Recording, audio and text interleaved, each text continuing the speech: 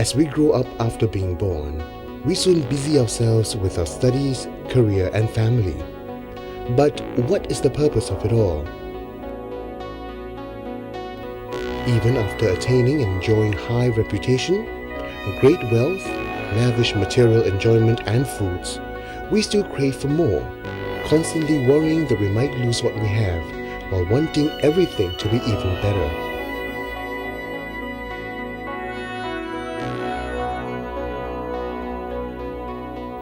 In this short life of ours, every one of us have to withstand various forms of suffering.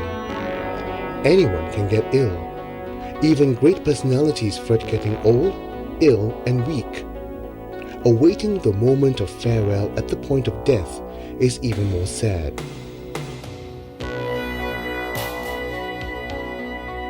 Where then is true happiness?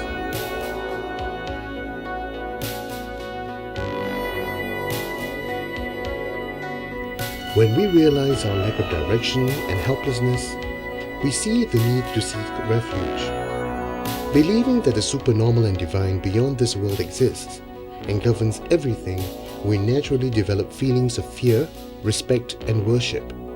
This is how religion originated.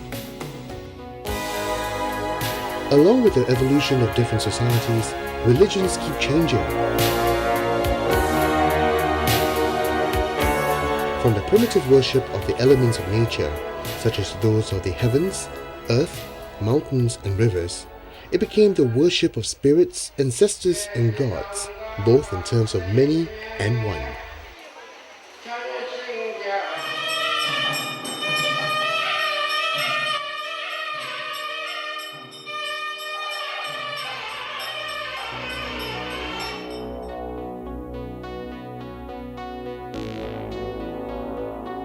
In the folk worship of gods and spirits, people pray for safety, alleviation of misfortune and disasters, as they hope for wealth, happy marriages, and of such. Many worship the Buddhas and the Bodhisattvas as they would the gods, praying for fulfillment of worldly favors, wishing for wealth, children, transformation of bad luck, and a life without obstacles. In fact, the Buddhas and the Bodhisattvas, with their great compassion, do indeed alleviate suffering. However, they are not of the same nature as the worldly gods. The world-famous scientist Albert Einstein once said, "If there is any religion that would cope with modern scientific needs, it would be Buddhism." In the words of the outstanding Nobel Prize-winning philosopher Lord Bertrand Russell, Buddhism is a combination of both speculative and scientific philosophy. It advocates the scientific method and pursues that to a finality that may be called rationalistic.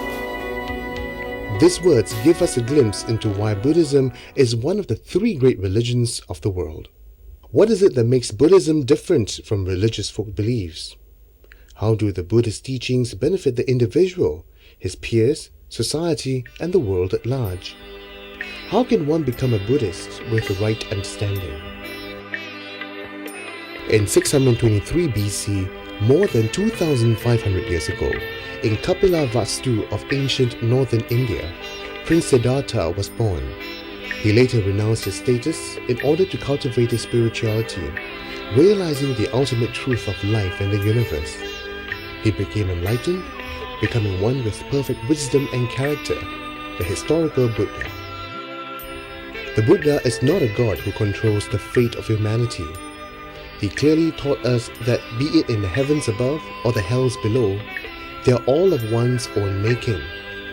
One's fortune or misfortune is determined by one's wholesome and unwholesome thoughts and deeds. What you harvest is dependent on the seeds you sow.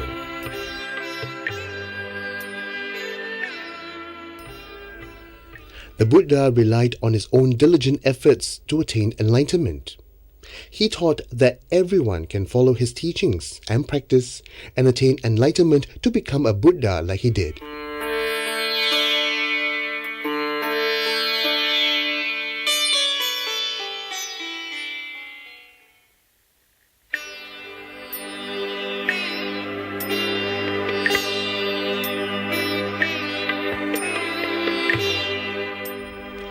Buddha never asked his followers to blindly accept his teachings without doubt, simply because he is their teacher. He requested them to investigate his teachings and to realize the truth within before acceptance. The Buddha encourages intelligent doubting, questioning and discussion, to not be easily swayed by baseless words, hearsay, authority or any such basis. The spirit of inquiring the truth proves that Buddhism is founded on confident wisdom and not blind faith.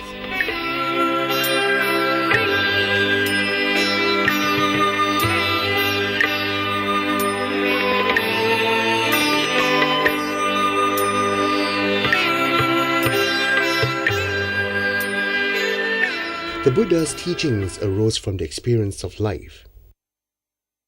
From young till old, everyone experiences many dissatisfactions, such as that of birth, aging, sickness and death, being with those we dislike, not getting what we like, and departure from those we like. Why is there so much suffering in life? The Buddha taught that it is caused by attachment, aversion, and delusion. To alleviate the various dissatisfactions of life and to attain true lasting happiness, the Buddha pointed us to the Noble Eightfold Path as the way to liberation. It comprises of right understanding, right thought, right speech, right livelihood, right action, right effort, right mindfulness, and right concentration. The central teachings of Buddhism are the Four Noble Truths. These form the very first teachings the Buddha gave to his first 5 disciples.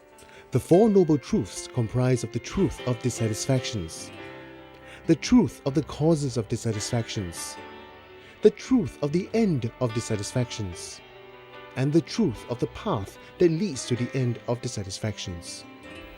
Understanding and practicing the Four Noble Truths can lead us to effectively solve the problem of dissatisfactions in our lives and to attain true happiness. Just as rare gems are precious, the Buddha, the Dharma, and the Sangha are called the Triple Gem. We take the threefold refuge in the Triple Gem, just as one who is ill seeks a doctor for a cure.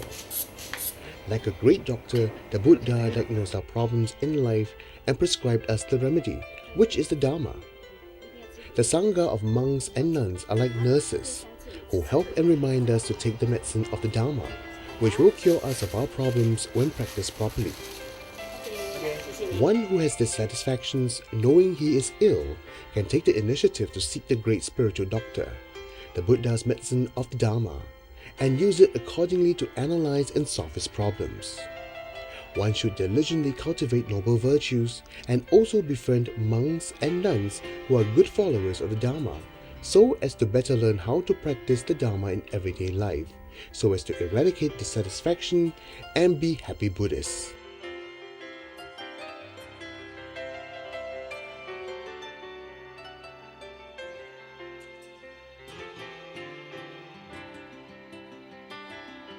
Before a Buddha image, we can express our aspiration to commit to the Triple Gem by reciting: I take refuge in the Buddha. I take refuge in the Dharma. I take refuge in the Sangha. However, a simple but solemn refuge ceremony can give rise to much joy and calmness, inspiring firmness of a pure and sacred faith. This is why most people choose to take the refuge conducted and witnessed by a Sangha member. 净行受皈依佛